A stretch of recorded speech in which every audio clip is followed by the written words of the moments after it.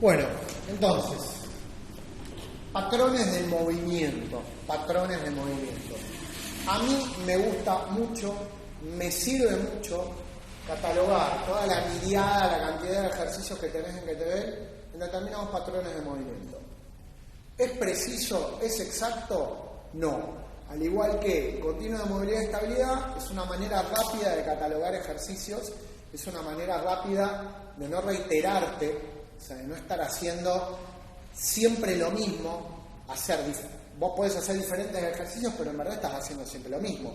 Si lo haces hacer al tipo peso muerto, y peso muerto una pierna, y swing, y empuje de cadera, ¿entendés? Y qué sé yo, estás haciendo siempre lo mismo. Y clean, y snatch, siempre estás haciendo que el peso se mueva principalmente desde la cadera. ¿Se entendió lo que acabo de decir? Entonces está bueno entender los patrones de movimiento para no reiterarse, para no repetirse y para saber específicamente qué trabajar con cada persona. Vos no trabajás ejercicios, trabajás movimientos en la persona. Entonces estaría bueno saber eso y no tanto el ejercicio. El ejercicio simplemente después va a caer acá en alguno de estos casilleros. ¿Vamos bien? Entonces también vas a saber que dentro de un mismo patrón de movimiento, por ejemplo, de una dominancia de cadera, hay ejercicios más óptimos para mover mucha carga y otros ejercicios más óptimos para mover menos carga pero a mayor velocidad. Pero sigue siendo la misma zona, la misma articulación o grupo articular y los mismos músculos o grupos musculares. ¿Se entiende esto? Bien. Para GTV va muy bien dividir en estos siguientes patrones de movimiento: dominancia de cadera, dominancia de rodilla, tracción con miembros superiores estamos hablando ahora. Cuando decimos dominancia de cadera y de rodilla, para simplificar, sí estamos hablando de miembros inferiores, dominancia de cadera, dominancia de rodilla. La dominancia de cadera muchas veces se entiende como tracción con los miembros inferiores. La dominancia de rodilla muchas veces se entiende como empuje de miembros inferiores.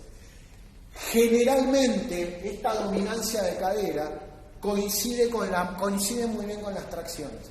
O sea, trabajar con la cadera coincide bien con las tracciones. No siempre, pero coincide con las tracciones. Y las dominancias de rodilla coinciden con los empujes en los miembros superiores. ¿Sí? Las dominancias de rodilla con los empujes. ¿Sí? Con un push press o un jerk o cualquier ejercicio de ese tipo. ¿Ok? Bien.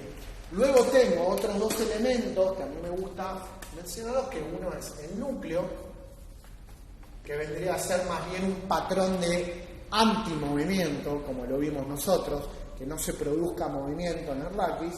Y otro patrón que a mí me gusta, también tenemos dominancia de cadera, dominancia de rodilla, tracción, empujes, núcleo y transporte. El transporte, es como un núcleo en bipedestación, moviéndose que era el granjero, los lastres, los empujes de los trineos, etc. ¿Me siguen más o menos?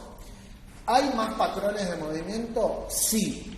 Hay gente que te va a hablar de patrones rotacionales, que lo podemos incluir, pero tiene pocos. Lo que vamos a ver este fin de semana tiene poco patrón rotacional, lo que no implica que no existe y que se pueda hacer. O sea, patrón rotacional con kettlebell, patrón rotacional con kettlebell. Van a ver que los estilos más modernos de kettlebell incluyen todos movimientos con rotaciones en planos oblicuos, en planos transversos de movimiento, que tienen que ver mucho con movimientos naturales del cuerpo humano. ¿Sí? El kettlebell clásico no tiene tanto patrón rotacional. Y según el autor, el profesor o el maestro, van a ver que hay más patrones de movimiento. Para lo que vamos a ver este fin de semana, para lo que está en el manual, estos patrones van súper bien. Con estos 5, en verdad, ya vamos bien. Transporte es como decir un núcleo caminando en bipedestación. ¿Me siguieron con esto? Bien.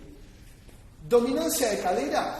Yo tengo todos aquellos ejercicios en donde el principal movimiento, la principal fuerza aplicada sea en el grupo articular de la cadera. ¿Sí? Y ahí voy a tener el peso muerto, voy a tener el swing, voy a tener el clean, voy a tener el snatch, voy a tener el swing americano, voy a tener un montonazo de ejercicios donde predomina esta articulación. Es súper discutible, los patrones de movimiento necesitan urgentemente, y lo digo a la cámara, necesitan urgentemente una recapitulación. Hasta hace muchos años nadie hablaba de esto. ¿La gente de qué hablaba? ¿Qué decía? Flexiones de brazos, banco plano, o sea, se hablaba de ejercicios y no se hablaba tanto de patrón de movimiento que incluía los ejercicios. Con el tiempo se empezaron a agregar más patrones de movimiento y en la actualidad te encontrás con los fiscales de internet, con estos fiscales de Instagram que te dicen, no, a mí me parece que no es tan así, te encontrás que ya se está poniendo en discusión. Porque, por ejemplo, un peso muerto, vos lo arrancás bastante de rodilla también. ¿Entienden? Entonces es discutible esa dominancia, ahí empiezan las discusiones. Pero primero se hace la rodilla y después se hace la... Entonces, ¿es dominante de cadera o es dominante de rodilla? Se empieza como toda esa discusión. Un swing es dominante de cadera, pero tiene un pequeño elemento de rodilla. Por eso se dice dominante y no totalmente de cadera. Y hay otros ejercicios que son más bien híbridos, como una sentadilla que es dominante de rodilla, pero en la fase profunda tenés cadera. Entonces, ¿entienden? Entrás como en un terreno gris que no sabes bien. Pero para catalogar rápidamente esto va bien. Con el tiempo seguramente empezarán a aparecer otras definiciones como patrones híbridos o patrones mezcla de dominante de cadera, dominante de rodilla. A mí me gusta usar esto, me va bien para lo que hago, lo baso mucho en la denominación que hace el señor Michael Boyd, que ya se lo mencioné,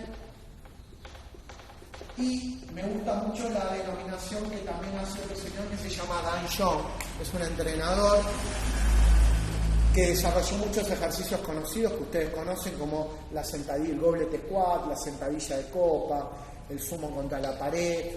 Fue el que le dio toda la base teórica a la caminata del granjero y él habla mucho de estos patrones de movimiento que a mí me sirven por el momento. ¿Tá? Si quieren profundizar más y ampliar más, hilar fino, hay que empezar a cambiar un poquito esto. ¿Se entiende lo que estoy diciendo? Esto se lo digo en parte a ustedes, aprovecho hoy, y en parte al video que seguramente va a aparecer en las redes, porque es un motivo de discusión medio continuo. Uno pone dominancia de cadera y ya te salta, viste, en el mensaje. A mí me parece que en verdad el ángulo de la cadera no es igual y tendría que ser, y entran todas las discusiones. Está perfecto lo que están diciendo, está bueno todo el tiempo ir preguntándose y transgrediendo sobre lo que ya está hecho, ¿tá? Pero también hay que ser un poco tolerante. Viene bien para en un curso rápidamente explicar patrones de movimiento de esta manera. Después si quieren hilar más fino, hay para hilar muchísimo más fino con esto. Pero por regla general, cuando yo hablo de dominancia de cadera en kettlebell, voy a tener los pesos muertos del deadlift, los swing, ¿sí? Los clean, los snatch, y un montonazo más de ejercicios de dominancia de cadera, por ejemplo el empuje de cadera, que ahora se hace muchísimo con barras, se puede hacer con kettlebell, con bolsas, con un montonazo de cosas. ¿Okay? Cuando hablo de dominancia de rodilla, el ejercicio representativo va a ser la sentadilla, squat, en todas sus versiones, ¿sí? Sentadilla de atrás, de frente, overhead, skater, pistol, todas las variantes, estocadas, todas las variantes que tenga la sentadilla, la dominancia de rodilla, ¿sí? También después tenés patrones híbridos, por ejemplo, un push press es dos rodillas y empuje de miembros superiores, entonces ahí tenés como un patrón híbrido que te va a quedar. Para tracciones tenemos todo lo que sea remo, todo lo que sea traccionar con el kettlebell.